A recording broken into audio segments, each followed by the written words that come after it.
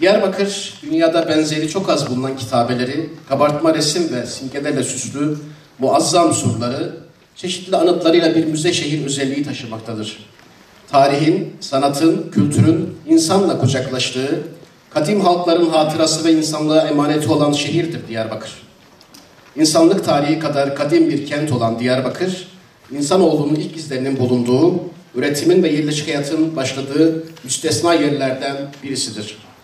Mezopotamya'nın bereketli topraklarının bağrında, Dicle'nin cömert sularıyla düşlerin yeşerdiği Diyarbakır, insanlığın ortak mirası, düşlerin ve tasavvurların taşların nakşedildiği abidevi bir şehir özelliği taşımaktadır.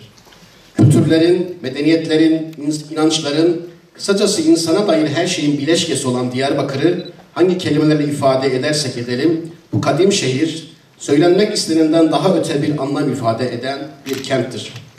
Diyarbakır, bizi sadece geçmişe ve onun karanlık gizemli dehlizlerine çekmez, aynı zamanda bir gelecek tasavvuru oluşturur, geleceğe dair bir şeyler fısıldar. Diyarbakır, bereketli toprakların ve tarihi yolların kavşak noktası olması hasebiyle devamlı olarak imparatorlukların mücadele sahası olmuştur. Bu nedenle Hurri-Mitanliler, Asurlular, Urartular, Medler, Persler, Bizanslar, Emeviler, Abbasiler, Mervaniler, Artuklular, Eyyubiler, Selçuklular, Akkoyunlular ve Osmanlılar bu şehirde hüküm süren devletlerden bir kısmıdır. Bu nedenle dünyada hiçbir kent Diyarbakır gibi ilk bakışta bütün çağların göründüğü bir resim sunmaz bize.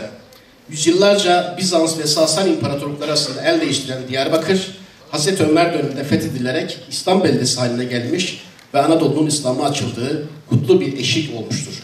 Bu sempozyum Diyarbakır'ı dünden bugüne bütün yönleri anlamak amacıyla önceki yıllarda yapmış olduğumuz sempozyumların devamı niteliğindedir. Bugüne kadar yapılan sempozyumlarda Cumhuriyet dönemi göz ardı edilen veya pek fazla araştırma yapılmayan bir dönem olmuştur. Bu nedenle bu sempozyum ile Cumhuriyet dönemi Diyarbakır hakkında daha fazla bilgi ortaya koymak ve bunu paylaşmak temel gayemiz olmuştur. Diyarbakır üzerine ne kadar araştırma yapılırsa yapılsın, kendi okuyucusuna sürekli bir şeyler söylemeye müsait, tarihi bir zenginliğe sahiptir bu şehir.